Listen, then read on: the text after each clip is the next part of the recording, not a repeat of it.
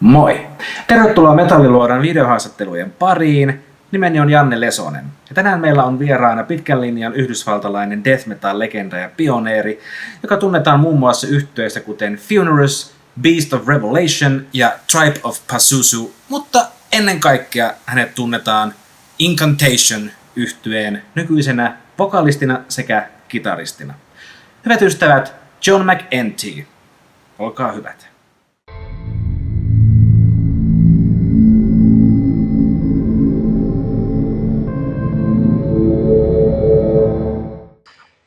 Hello, John McEntee of Incantation fame. How are you? I'm doing good. Thank you very much for having me. Thank you for doing this. And how are things in North Carolina, now that I know it? It's good here. I mean, North Carolina is pretty kick-ass, and the weather's real nice. And yeah, it's good. Can't complain at all. Yeah. How's it been like this weird 2020 year? How's it been like in North Carolina and your parts of the town? Well, I'm happy that I'm in North Carolina for this because it's, not really so bad over here in general. I mean, there's problems with the virus everywhere in the States, but North Carolina isn't too bad. And, it's not too big of a city, so that helps a little bit. But yeah, it's been okay considering. I mean, I've been doing a lot of touring with the band for the last couple of years, so kind of having time to not have to do anything or forced break wasn't the worst problem. I mean, I think it affected other people a lot worse, and it did give me some extra time to just go through some, archive stuff of the band, and just gave me a little extra time to maybe work on new material, stuff like that. Archival material. Does it mean that there might be some sort of commemorative compilation or something like that, like in the works?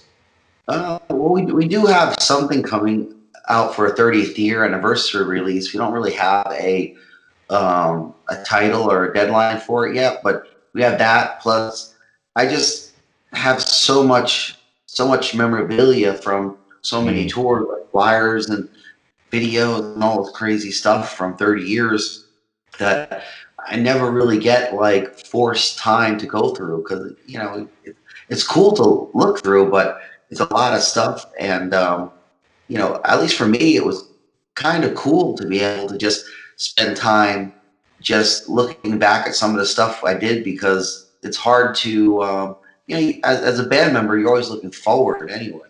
Yeah. So it's like you don't really get a chance to look backwards, and after I look backward, like, holy crap, I actually did a lot of crap. Yeah, I didn't really realize it. Yeah. Well. In that case, I think it's sort of a blessing in disguise, if the word blessing is okay to use in the context of Incantation. Blessing or something, a blasphemous blessing. Oh yeah. I also gotta ask, what's your number one grooming secret for that awesome beard that you have? Awesome grooming secret is probably just let it grow and see what happens. I go with kind of the hillbilly version. Just let it grow and say screw it. Yeah.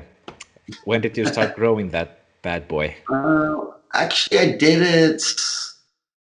Well, it was around the time we did our second U.S. tour with Marduk. It was, I think, in 2017, or I think it must have been 17, or like the summer.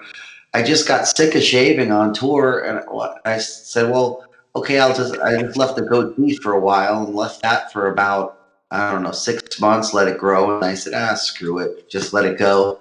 And, it's kind of funny because, the more crazy I let the beard grow, the more people seem to like it. And people just like that kind of crazy old hillbilly vibe, so I go with it, Yes.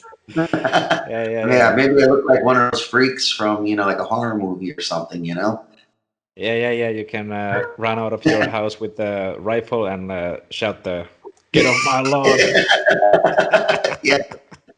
Yeah. Nice. screw it, you know. And for me, it's fine. I mean, I honestly, the beard isn't super important to me, but it's just, you know, I don't have to worry about shaving, so I'm like, screw it, I'll just let it grow, you know. Yeah. I also used to have a huge beard, but I've been kind of like, especially this spring time, I've also kind of like experimenting with different styles. Now I also clean shaved a few months ago, and it's just to like have fun with the whole Yeah, thing. I just don't miss shaving every day, you know, or every couple days. It's just a pain in the ass. It really, really sucks. I just really that's the part that I really hate the most. I mean, I don't mind not being, you know, not having the beard, but just shaving all the time. It's kind of a pain in the ass. Yeah, It true. actually gets more itchier if after you like, you know, don't have a beard. Just let the hair grow on your face, and when it starts growing, that's when it gets itchy. Once it gets to like this length, you don't even feel it. You just feel like a hillbilly, you know. Yeah, and it's if you can do this and it doesn't feel like if I do like this, it's not as cool, to be honest. Not as cool. Well, I'm sure. In time, maybe, you know. Yeah.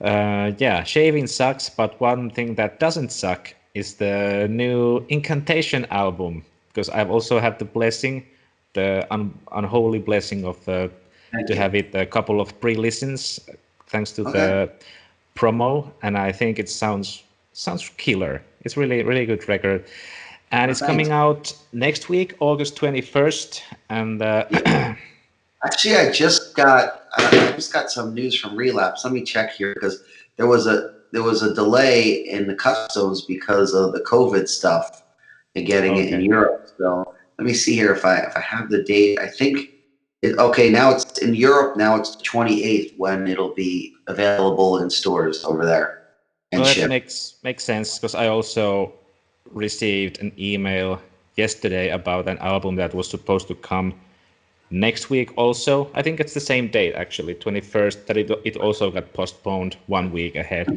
So it might be like everybody, if they're releasing their albums right now, Yeah, and they're I'm facing the sure it's same. not surprising at all. You know. Yeah. Anyway, I also like uh, want to hear your kind of like elevator pitch of the new album. And the question is, why the world needs a new Incantation album? What is your elevator pitch? Um. Well, I don't know. I guess I look at it like, you know, I don't really care necessarily if the world needs it or not. They're going to get it, you know? Yeah. Um, you know, we basically, like always, we just do what we feel right doing. And we do it because we feel like we have something to still express, you know, musically. And it's just very, you know, we like writing music. We like recording music, like playing out live. So it's just, it's kind of, you know, we just really inspired. We came up with this album, and you know, we want to release it, and we hope people like it. The vibe's been really good for it so far. I mean, really, man, we're probably getting the most positive response on this album than I could remember probably ever Oh, getting. You know, even some of our older classic albums never really got this much positive praise. So it's, you know, pretty cool for me. You know, I like the album and it's great. I mean, I'm really proud of it, proud of everyone's input on it and stuff. And you know, yeah, just proud of everyone's contribution to it. But you know, I'm just happy to know that other people enjoy it and could feel the you know, mm. feel the passion and the metal and the heaviness and the darkness that we put into it too. It's really cool. Totes, totes my goats. And while making this new record, did you personally learn anything new while making the record from like from the standpoint of songwriting all the way until the finished product? Was there anything like, oh yeah, at the end of the day, like you gained something? Um, Well, I mean, I gained the happiness of knowing that I would finally finish with the album when it was done. Because I mean, I spent a lot of time really, focusing on it and kind of just trying to make it just the right way and just, and so it would be like in my eyes, it would be perfect for what it needs to be. And I spent a lot of time, so much time on it that I actually felt like I lost, perception to some extent where I had to just let it go because, when you know the ins and outs of the songs and every little aspect of it so intimately, sometimes, you can't get that proper, fresh view of the song. So but as far as overall, I mean, I don't think I really learned anything new. I mean, um, probably I would say my biggest overall takeaway on the album was Mm.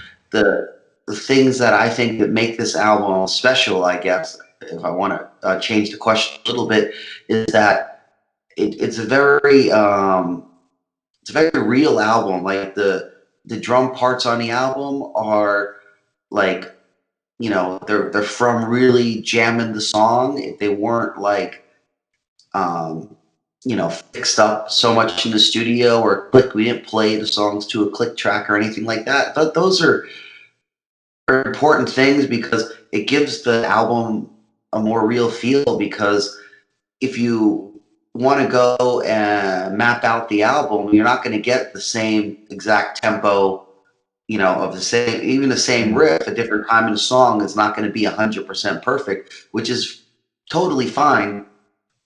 We just didn't want that. We didn't want to have the album be stiff. And it's definitely nothing new for us, but it's definitely something that it was an important, part of this album was making sure it wasn't stiff. Because I think on Profane Nexus, we took a little bit different approach where a lot of the songs were kind of mapped out a little more, and they were, some of them were played to click tracks, and we really weren't as happy with it. And not that we like Profane Nexus, but I just didn't like the fact of being Mm. um, forced into a tempo with the songs.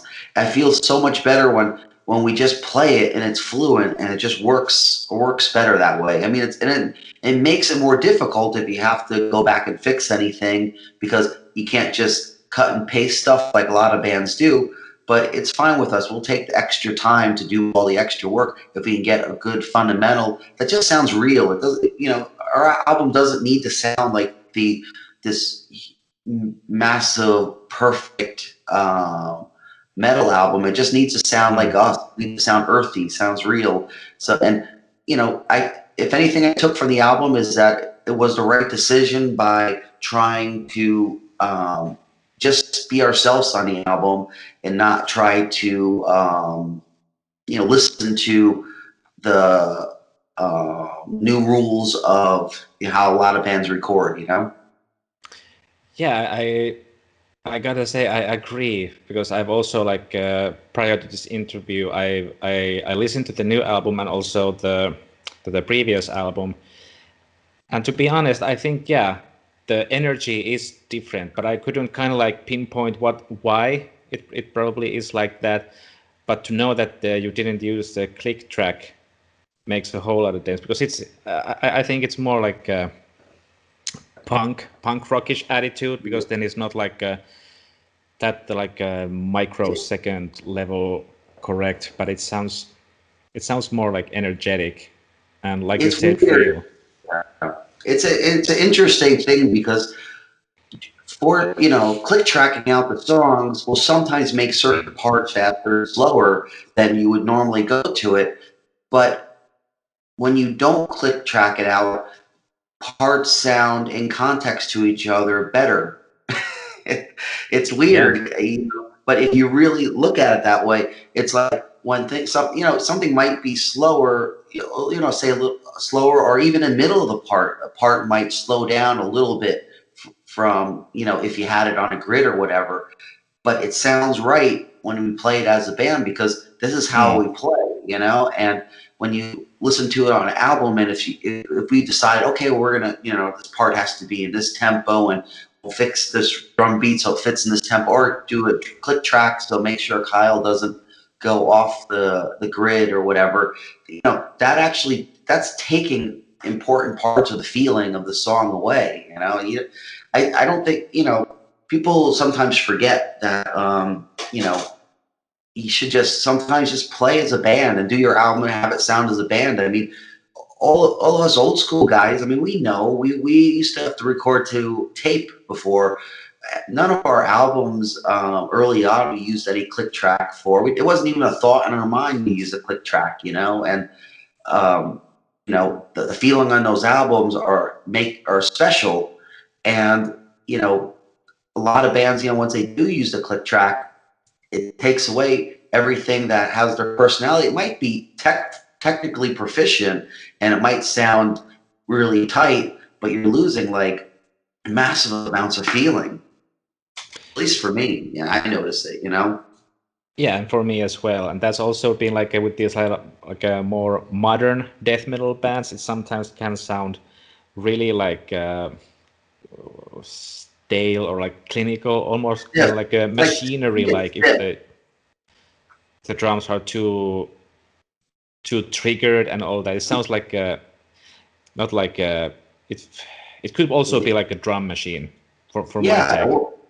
And the fact of the matter is if you're going to have a drummer in the band, you should just have the drummer play the drums. I mean, you want him to play the best as possible. You don't want to take a crap take, but he doesn't need to play like a drum machine, or else just hire a drum machine. You don't have to complain so much. The drummer won't complain. He'll play any beat you want him to if you hire a drum machine in the band. But if you want a real drummer, you're going to get more of a feeling, and it's just ridiculous because there's a lot of great drummers out there that I think sometimes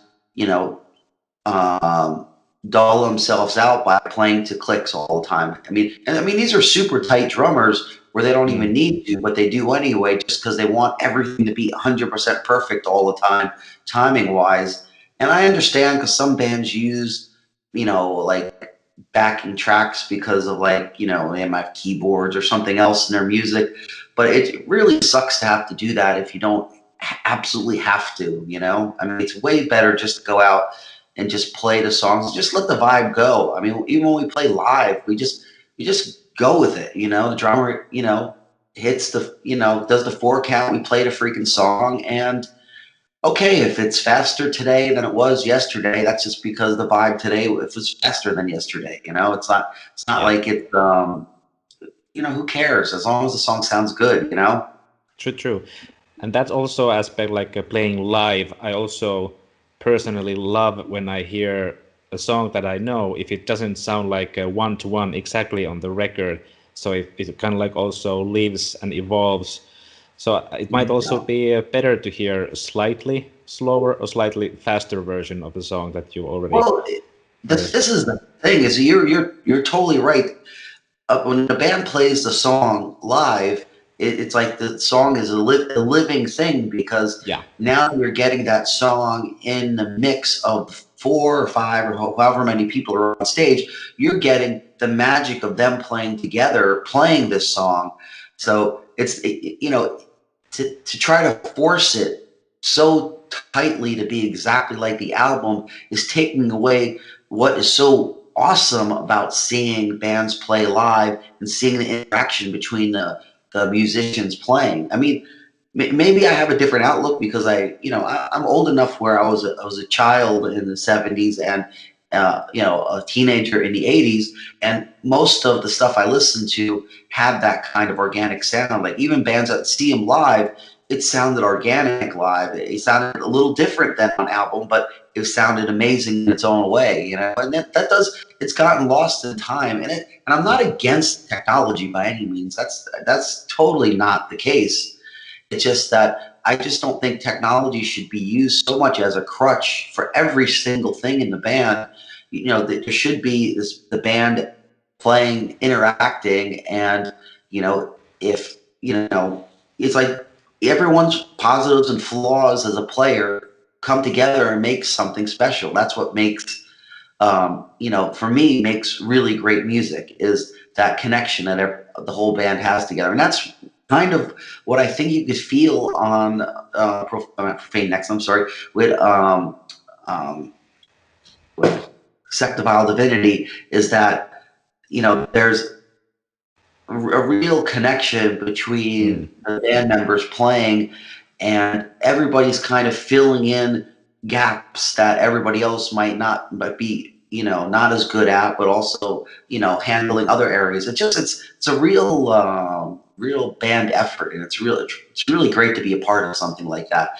I mean, to have especially Kyle and Chuck, who I've been jamming with now for a long time, it's just there's such a great chemistry, and we really are able to really utilize that chemistry to the best after having such a long history together. It's really awesome.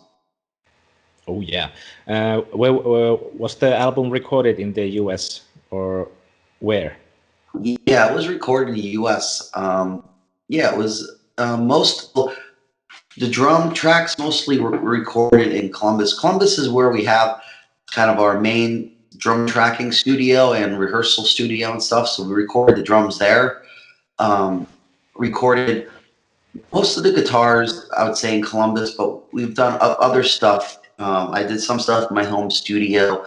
I did some vocal tracking in Columbus, and I did some at a studio owned by a guy here in North Carolina called Jamie King. He's worked on a lot of metal releases around here too. And we had Dan Swano mix the album over, he lives in Germany now.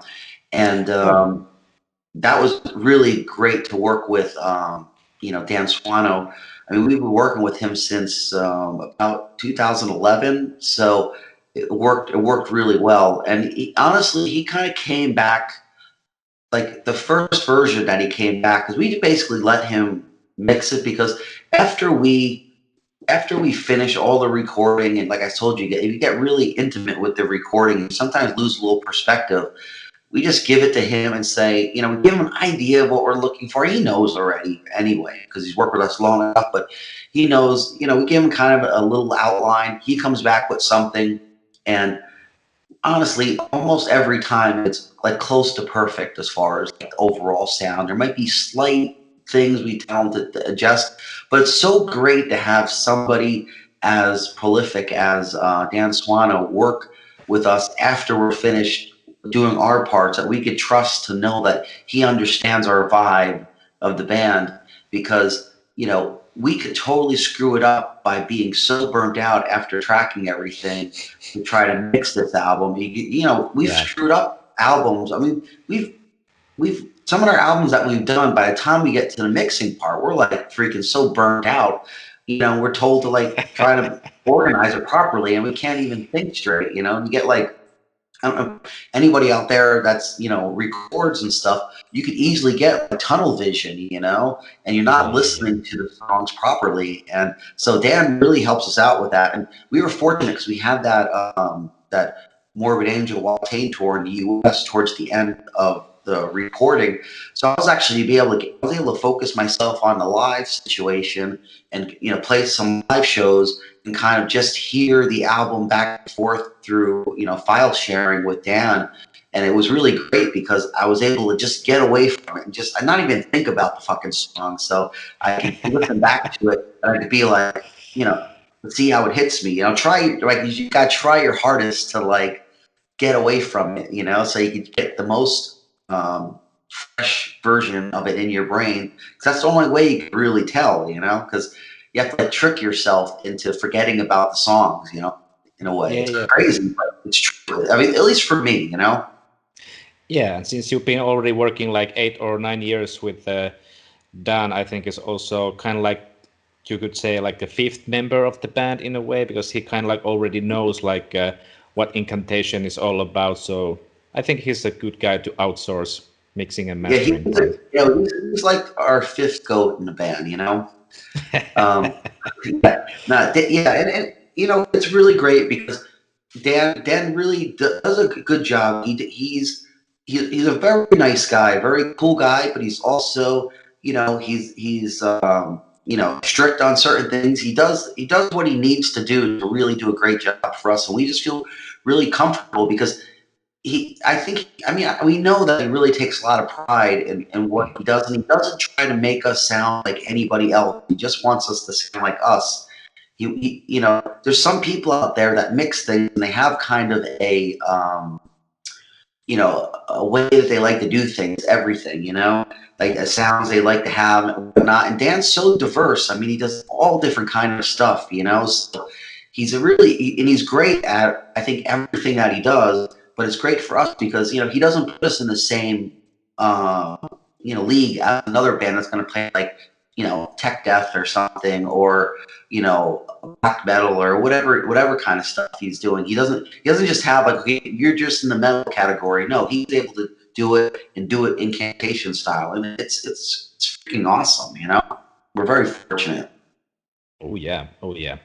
And talking about also the other aspect of the new album, because I am a sucker for a good cover art, and what also caught my eye was the art cover for Sect of Wild Divinities.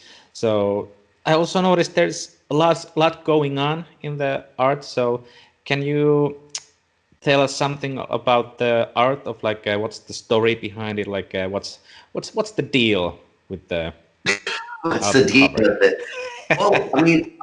Well, first of all, Chuck Sherwood, our bass player, he wrote all the lyrics to the album, and he came up with the album title and concept for it and everything. So, to be straight up, it's best to talk to him because he really could explain it like you wouldn't believe. I mean, we just did an interview last night for a podcast, and it was about an hour and a half, and he was explaining all the stuff about, because there's so many intricate things about either the artwork or the lyrics and stuff, just insane. So just letting you know that you're getting a Cliff Note version from me.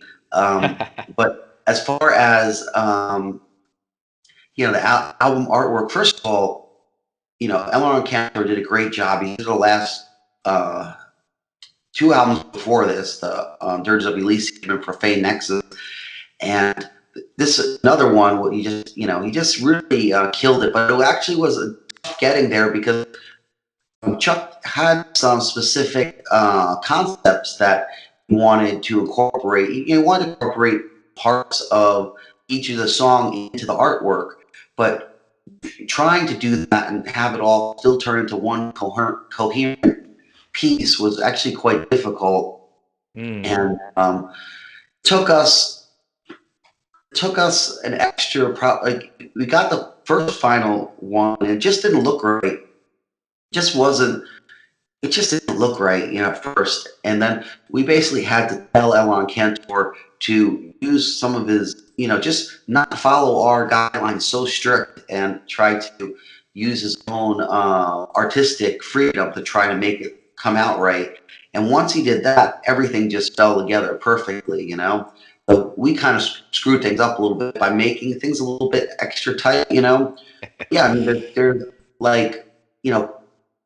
I think almost every song and every song's lyrics has like a little piece of the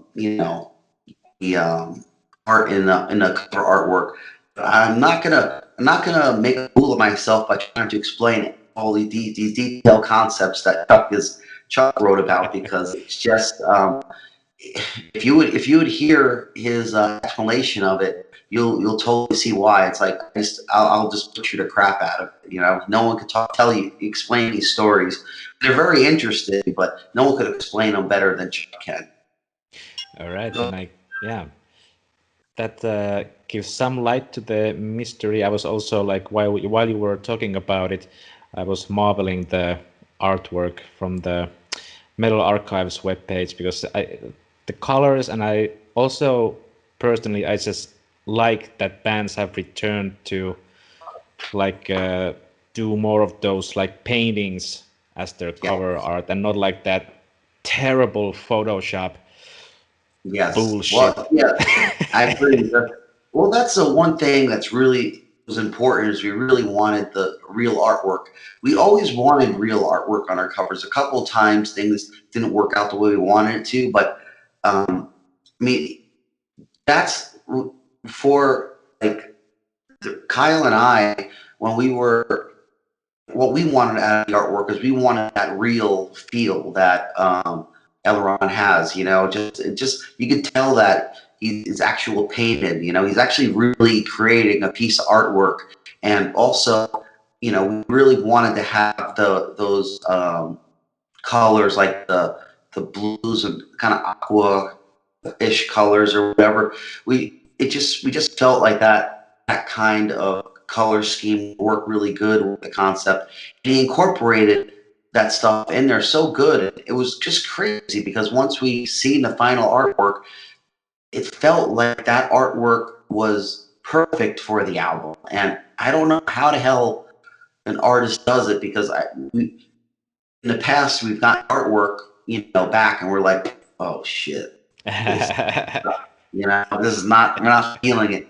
But then with this one, once we've seen the final artwork, we're like, oh wow, I like this. You know, it's like I don't even know why I like it. I just know I look at it and it's like, this is it. This explains the concept, but also the music. Like now it's weird, but I can't picture the music on this album without thinking of those colors and that artwork. It's freaking weird how it all connects. You know, it's awesome.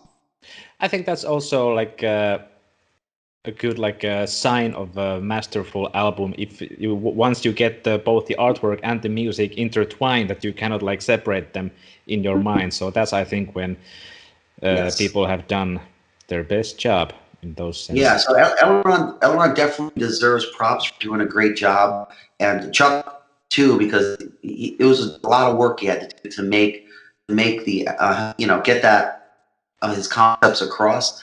And honestly, yeah, you're 100% right about the artwork and the album music going together. I mean, that to me, that's a real you know, 80s thing. You know, I mean, for me as a teenager, it was like when I would look at albums, that album would be represented by that cover artwork. And that cover, you know, it's important that that cover artwork really works, because I don't know, it's just part of the whole package. Like I don't know, for some reason, immediately comes to mind is like Black Sabbath's Mob Rules album cover, and I just look at that cover and I'm just like, it just works with that fucking record, you know? And it's just it's so, you know, it's a part of my upbringing as a metalhead to like really appreciate, or you say like, you know, Iron Maiden and stuff does that kind of stuff with their cover artwork. It's like, it's part of their, you know, the way you look at the music almost, you know? So we're really happy to have that, especially on this album. We really got it. I mean, he did a great job on the last two before this also, but this one, it just, I think he nailed it 100% on, you know? For sure. So I'm sorry, one last thing. And think how it is for a musician. Like you get artists from you know, you want to ask artists to do it, and you're like, fingers crossed it doesn't totally suck, or even if it doesn't totally suck, it makes sense. So as a band, when we see it and it looks right, we're like, yes, we did it, you know. True. It's like a win, you know. Yeah. Because it's also like a representation visually out there in the stores for newcomers, people who haven't heard of. But what's this band Incantation? It's like a eye catcher in a way. It will catch your gaze. It does be a record. I mean, a record cover, it always helps you have a nice record cover, because there's a better chance someone's going to pick it up and actually look at the damn thing in the store, you know, or even look at it on the internet. Well, you know, if it looks like shit, they're going to be like, oh, who are these jokesters, you know? Yeah. Very true. So was it true that Chuck Sherwood has written all the lyrics for the new album? Yes, and he did a great job. I've been kind of joking about it, but I mean, really, he's become like Incantation's Neil Peart as far as lyrics go. I mean, he's just out of his mind with the amount of lyrics and the scope of topics and how deep he goes into stuff is just it's really impressive, and he's just been getting better and more motivated in time. I mean, it's insane, but we're already. I think if I remember correctly, we have lyrics already for our next album done. We have lyrics for another album ready to go. And he just told me about a concept yesterday that he wants to do for another album. And then he also just did lyrics he did lyrics for all of Kyle's side band, Shed the Skin. And and he has a whole set. They have 3 albums. He did all 3 of those in the last, 5 years. Plus, I think he probably has the next album lyrics ready. And he also does lyrics for other little things here too. I don't know how the guy comes up with all his ideas, and he comes up, and these are great concepts, and I just don't get it. I don't have that mindset to be able to do that much research on that many things. But he does it as an enjoyment. For me, when I write lyrics, it's more of a task. I do it because I have to. With him, he really likes doing the research, All right. So, because I was under the impression that you might be writing those lyrics, so that kind of changes my next question. My original question was, in a way, the lyrical themes for Incantation are Satanism, occultism, anti-Christianity, and blasphemy. And then, following up from those, are you or any other members, in this case Chuck, somehow practicing something that relates to these beliefs and topics, doing some evil incantations and rituals, or is it just kind of just an interest and not anything concrete? No, it's an interest. I mean, all of us in the band are anti-religious people. I don't like to say atheist or anything. So I don't like to be pigeonholed into anything like that. We're just ourselves. We just don't believe in religion. We think it's stupid. And you think, it's a problem in the world. But at the same time, if people want to be stupid and practice religion, that's their prerogative. They can do it if they want to, as long as you're not going to cause problems or interfere with my life. I really don't care. But it's more just a interest, something that is very intriguing. I mean, Chuck is very honest about the lyrics and the concept. I mean, he's really into this stuff. It's not just he's just looking for something to write about, writing about. For him, these his lyrics and just even reading and doing the research to him is interesting. He finds out about culture or mythology in certain cultures or something, and he sees something kind of cool, and he wants to go down that rabbit hole and really learn about it. He's doing it, for himself. Also, he's getting lyrics out of it too. Some people they like to do research on different things, and like I said, it's just for himself, really. The fact that he writes lyrics is like an added bonus. I'm sure he'd be doing this either way. He's also we're all big horror fans, but definitely Chuck and Kyle are really big into it. So I mean, he gets inspiration from horror movies too. He just likes all of us, we kind of like the darker side of things, just naturally, Oh yeah, and to be it's always honest, nice to learn about real things that happen at in the past or something, from different cultures and religions. That makes it extra crazy because you're like, holy fuck, people really used to take babies and put them in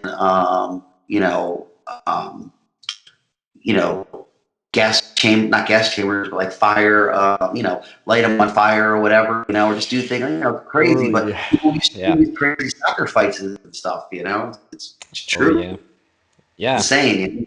You think about it now, it's how could that even happen? But other times, other cultures are just either barbaric enough, or the time was just really primitive enough where people thought that was a reasonable option. Yeah, and those kind of subjects are more obviously more interesting also to do research and read about than just read your all day, every day Donald Duck comics as we do in Finland here. Yeah. Plus, it's nice to, for us, we're really fortunate that Chuck is so interested in coming up with these concepts, because it brings another dimension, a new life to the band as far as lyrically, because a band like us, most of our lyrics were based around anti-religious stuff, but a lot of it, was not super deep. Now it's a lot deeper, and it just makes it interesting for everybody involved, because it's not just like we're just saying, okay, yeah, Christ sucks, church sucks. We've said that so many times, and it's fine and it's valid. But how many times can you just say the same exact thing in a different song? It gets kind of it's tough to even write the damn song because you're just like, fuck. Everybody really knows that I hate religion. I hate Christ. It's like, how many times do I need to say this? Very true. Very true. And it doesn't change. I still hate Christ. Yeah, the hate doesn't go anywhere.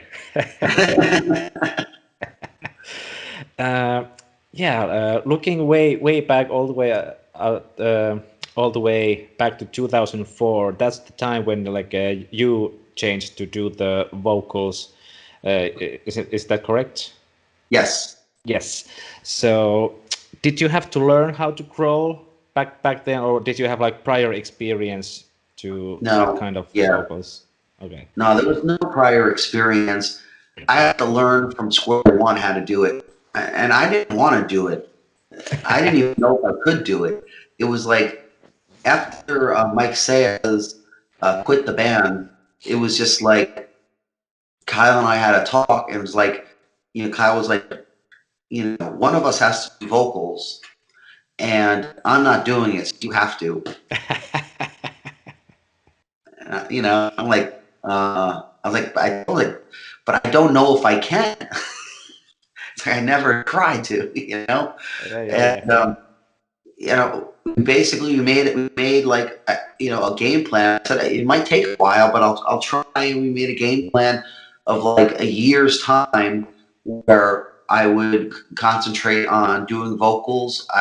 I just would start, picking a song and just trying to growl over it in a really shitty way in a practice room. And then I would just keep doing it, and then then I would try to match the tones, and then it took. I mean, honestly, it took a long time. I mean, it took about a year from when we decided to do it until to actually do it, because there were steps. First I had to see if I could do it, and then I had to, learn how to do vocals. I never was a vocalist at all, in any band I was in. Then I had to learn how to play guitar and do vocals at the same time. And then learn how to play guitar, but you have to learn how to do the vocals full force and the guitar full force. And it's like, fuck, that's a lot of stuff to learn in a short period of time. And, we were already a well-established band at the time. So I can't just come out and suck. I have to come out and be really fucking good, or else, it's going to be a disaster. So I had to do a lot of work, and we just, approximately a year, I can't remember the exact timeline, but about a year later, we ended up doing the first show with me on vocals. We did 3 shows in Mexico, and we recorded them just so I can get a good representation of how it sounds and stuff. We wanted to kind of analyze it, and we listened back to it, and it sounded pretty good. It wasn't perfect, but to me, it sounded like old Mac Cavalera, like off of like Morbid Visions or something like that, So I was like, okay, that's good. I mean, he's one of my favorite vocalists back then, especially. So I was happy. I was like, okay, I could do something, because I don't sound like total crap if I sound like old Max, but I didn't know if I was going to be.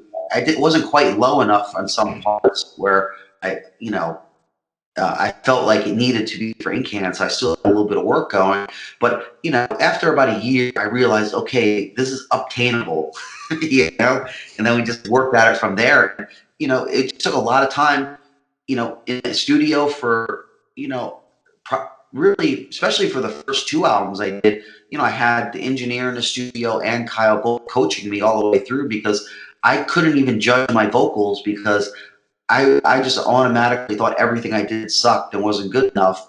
So they had to just tell me when was good, when was not good.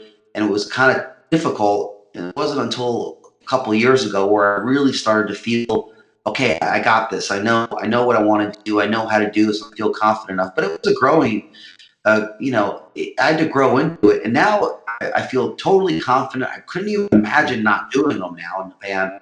But if you would have asked me back then, I would even in 2007 or 8, I would have been like, yeah, I have to do it because no one else is doing it. I was kind of doing it reluctantly. It worked out. Now I feel great because be honest with you, for some of the past vocalists, we were actually asking something from them that wasn't really fair either. Is that I had a vision on how I wanted the vocals and stuff to be from day one in the band, really. And to try to find people to do vocals in the way I want them instead of letting them do the vocals the way they want to is almost not fair to them anyway. So I should have really been doing vocals from the beginning because, who am I to tell like these awesome vocalists that I'm working with that, they need to do vocals the way I tell them to do it. Really, I would have told me to fuck off too, Yeah. But apparently you have found some sort of like a technique that can still like that you're not like ruining your throat, because there are a lot like these vocal coaches that teach you how to grow in a way that you will be decent. So that's always sounds to me quite lame. Yes. But of course, it's a really like a delicate instrument. But you have. Yeah. No, I never took one of those YouTube courses on how to be a death metal vocalist. It's really ridiculous these days. There's like a YouTube thing for how to be like, how to play this kind of metal or that kind of. It's like, holy crap! If you need to go on to YouTube to learn how to play any kind of metal that you're playing, you probably shouldn't be playing fucking metal, But, I learned vocally. I learned by making lots of mistakes, and I also learned from touring. We tour with so many other great vocalists and other bands, so you learn little things from different people. In the 2000s, I would sometimes have a problem with blowing out my voice on tour. I had to try to negotiate that. It took a little while, but now I know what to do. And I know sometimes, even if I want to hang out with the fans and stuff like that after a show, sometimes I need to just, if I want to hang out, don't hang out where it's super loud. Maybe, find a quiet place and, hang out or whatever. So I'm not blowing out my voice. It's actually the growling live isn't the problem. It's the talking before and after the show over loud music is what usually ruins vocals. And I do some higher screams that could be kind of a little bit destructive to the voice, but I don't do enough of them where it's really that much of a problem. And as long as I don't push it too much for too long, I'm okay with that. Just try to learn your voice and have control. But I do now. Of course I fuck up sometimes. You always make mistakes, but in general, I know what I'm doing. So I know, just do normal things. And a lot of it, honestly, is you're getting a good night's sleep after a night of metal really helps the voice a lot. During sleep, your voice kind of recovers from the night before. And also, you're from Finland, right? You said? Yes. So I can't hang out in Finland and drink massive amounts of vodka after the show because it'll blow out my voice for the next day. I don't know what my Finnish comrades do when they're touring. I cannot say anything for that because I am not a musician. But I've heard stories. Yeah, I think Finland I think is like there's a lot of alcoholic countries in Europe, but definitely Finland is pretty high on the list as far as drinking vodka.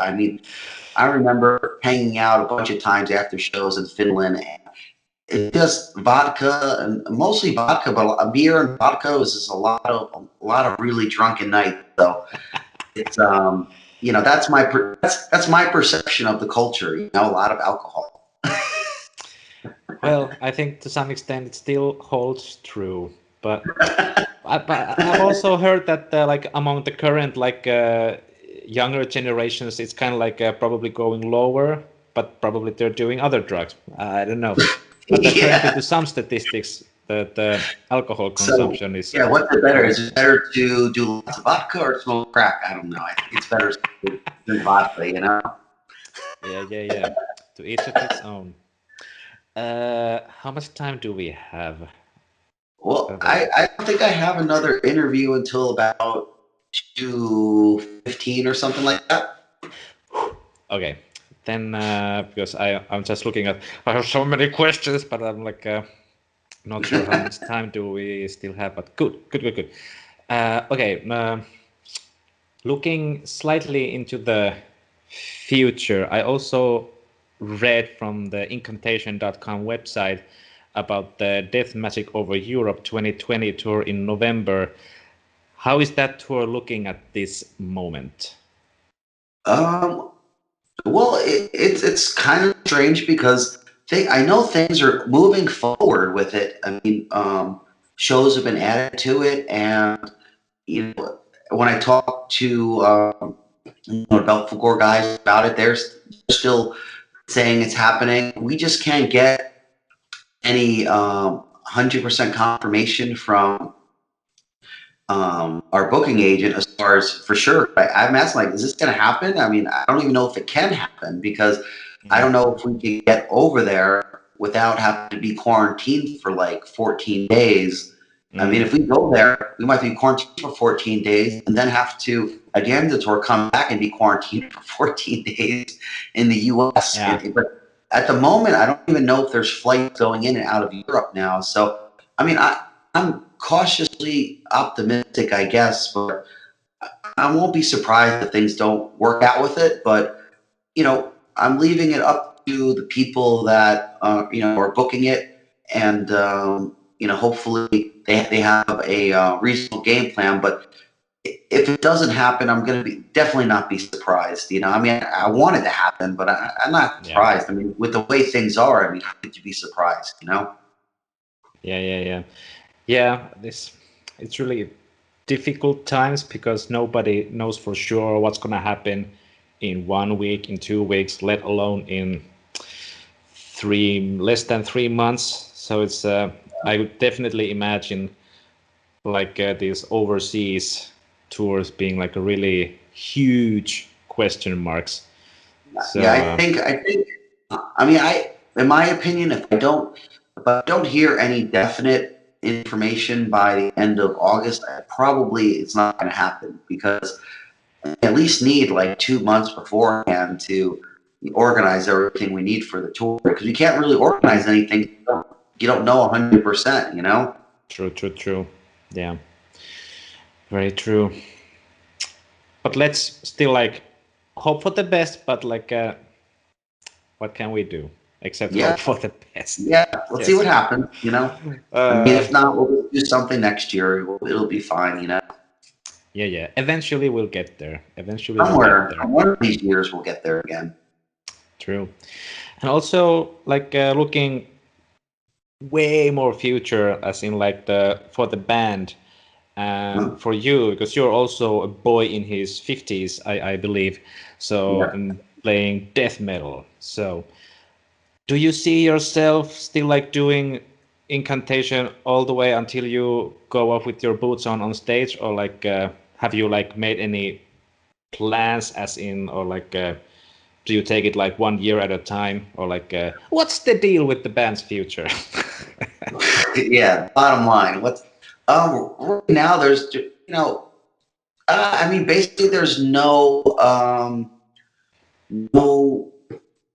like plans to stop or anything. You just kind of go with it. I mean, the thing is that we've been so inspired as a band, that it's like we can't even fathom not doing it. I mean, maybe there might be a point when we can't tour. Maybe I guess. I mean, you know, it definitely is. Not, you know, it's not easy to tour. You know, on the body at a certain point in people's lives. But I mean, musically, like we're so inspired. I mean, we already have what probably as far as like basic structures to songs, we have 11 songs ready for the next album, at least that we're working on, and we're just, like extremely excited about how they came out. We also have a couple old songs that we never used, a couple Doom songs that we're thinking about trying to do some kind of special Doom release for these old songs that because we were back in the mid 2000s, we were supposed to do a Doom record for Southern Lord Records in the States, but we ended up not doing it because we just felt like it wasn't the right time to do it. It was right before we did Decimate Christendom, and we just felt at that time it just wasn't the right time for the band to do it. And we've kind of shelved those songs. And then about 6 months ago or something, Kyle brought them up. Like, oh, we still have these songs from 15 years ago that we never used that were really cool. I'm like, fuck, I totally forgot about those. So we have those ones. So we have a lot of material, and so there's like no end in sight for us as far as recording material and touring. I mean, and I love touring. I love traveling the world and touring, playing shows. I don't mind. Some people don't like the tour, but for me, I like the tour, and I like to visit new cultures and just play shows and meet fans from all around everywhere. So I can't see it stopping anytime soon. I mean, it's hard to say. It's not even in like our radar, I guess. Well, that's good to hear, and I believe also fans of Finland and of the world are also happy to hear that there are no plans of like putting our coats back. And we're as being, I guess, now like seniors of the old school death metal world. We gotta keep doing it so we can keep teaching this younger generation, keep that raw underground death metal spirit alive. And I've got to tell you, it's really great because in the last who knows how many years, maybe like 5 to 10 years, it's been growing like the more organic old school death metal vibe in bands, and it's just so nice to see that because it was gone for a while with the 2000s with a lot of like tech death and new metal and stuff like that. So it's so great to see a lot of newer bands really embracing some of the older more Spirit, originators of death metal kind of sound. Very true, very true. And I believe I'm also was kind of like lost interest for death metal for some time, for years. I just thought like the new bands or like new albums that were out there sounded just kind of like dull until for some reason or the other in recent years there's been a lot of like this different approach that is quite similar to the older bands. So I think it's very true. Yeah, the more bands have been using their own imagination to create stuff instead of follow the rules on YouTube on how to do it. Very true. I also believe that Incantation doesn't or hasn't really done these special guest things on their records. So at least like what I read, did my research, I didn't like see anything like guest vocalists or guests, whatever. Yeah. So looking into the future, this might not happen or it might happen, but who you personally would love to have as a guest on an Incantation record and why? Well, yeah, it's probably something we wouldn't do. But you can never say because if the situation comes up and it makes sense, we would do it if we felt right about it. But well, for me, I would love if I was going to have anybody. I'd love to have Paul Ledney do it because I started a band with Paul Ledney back forever. And I love his vocal style. To me, his vocal, he's kind of like a deeper version of like Dead from Mayhem, which I think Dead from Mayhem vocals were the best as far as the Mayhem style of vocals. So I would love to, have him, and it would be sentimental to me because, it's, he's an important part of my history and a great friend.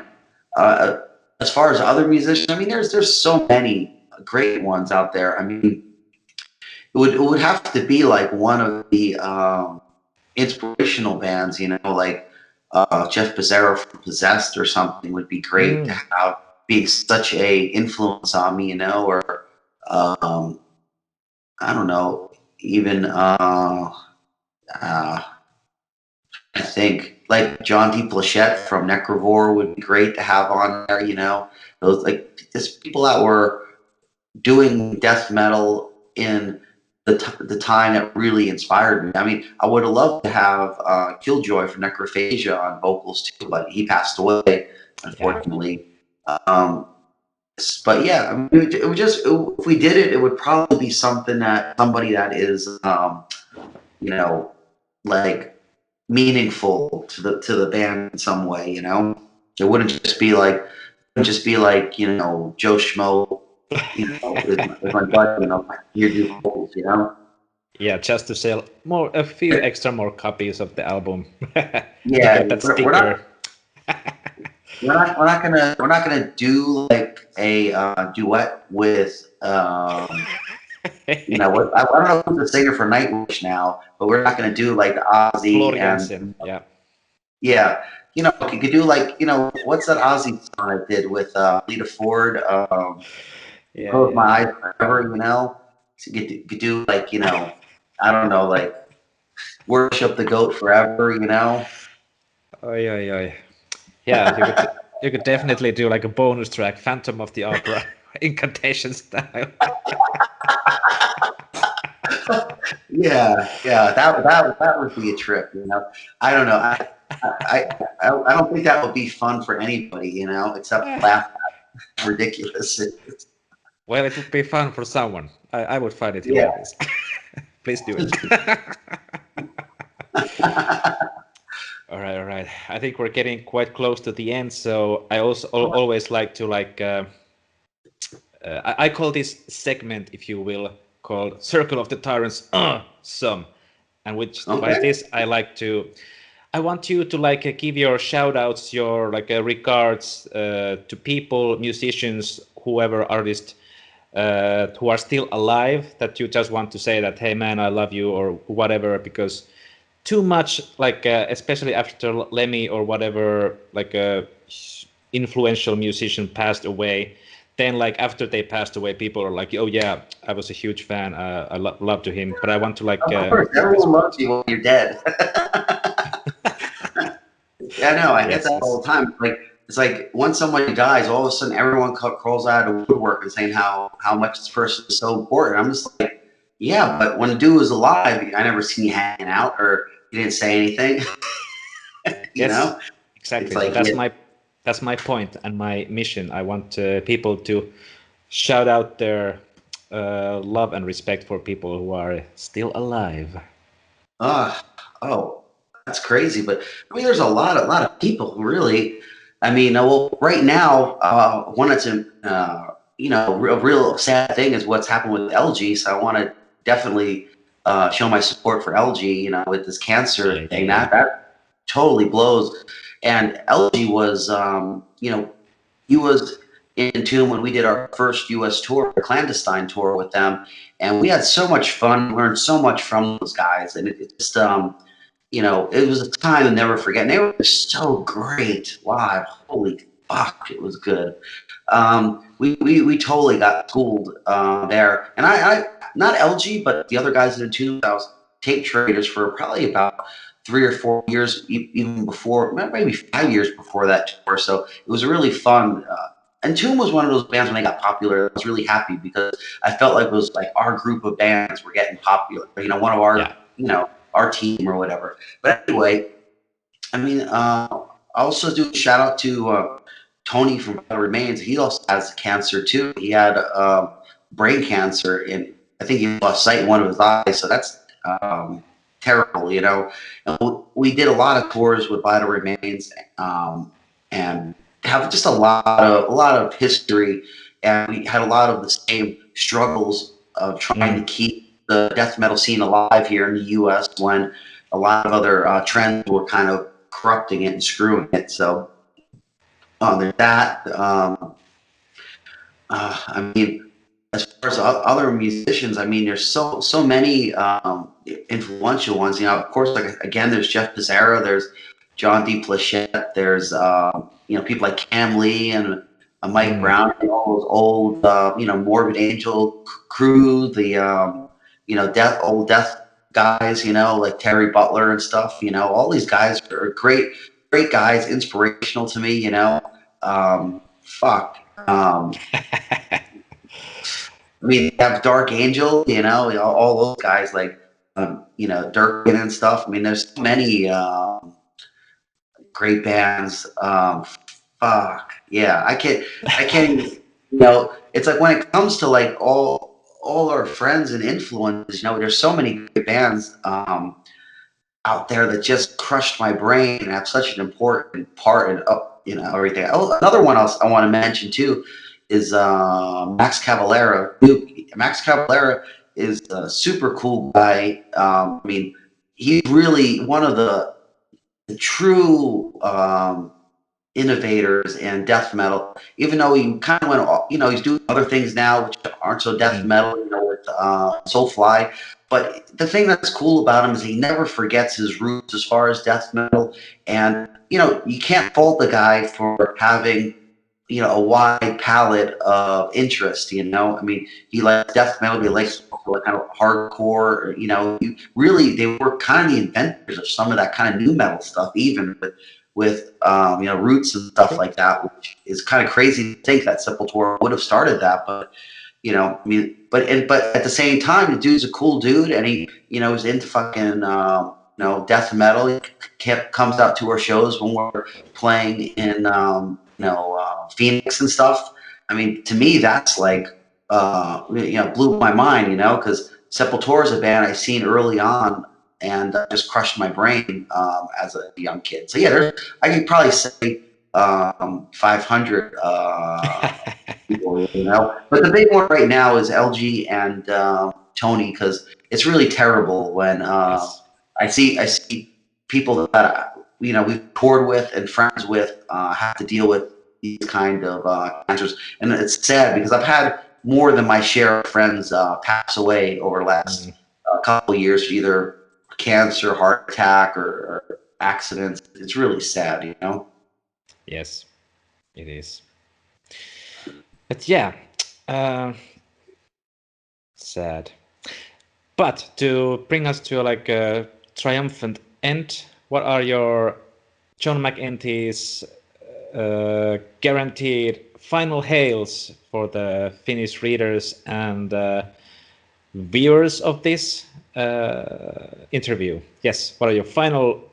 Well, yeah, one thing I would say is, in, you know, LG and you know, Tony's respect, you know, definitely jam out some you know, Left Hand Path or Clandestine and you enjoy that, or some, you know, Forever Underground, Vital Remains, and you know, just pay tribute to them. And yeah, I mean, I know they even have like GoFundMe's for both of them, so if you guys can help, because you know, at least here in the States, you know, our health system is fucked, and you could totally just, you know, lose your ass money wise with this kind of stuff. It's really sad.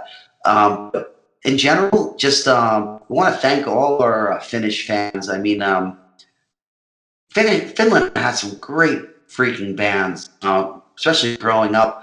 A lot of the old demo bands, you know, like Funebree and you know, with Demigod, the Old Impale Nazarene. Fucking that first Impale Nazarene demo is so great. I love that. That's so great, especially with the goat orgy and stuff. That's awesome. But anyway, yeah, and it's really cool because each time we played there, we've had a bunch of you know, really cool underground fans come out that really appreciate the old school stuff. So it always makes us feel at home. Also, what's it, Luxy? I want to say what's up to Luxy too. He's been a fan of us since day one. He actually did the cover for our first version of Entrapment of Evil 7-inch. So it's definitely cool. Just check out our new album.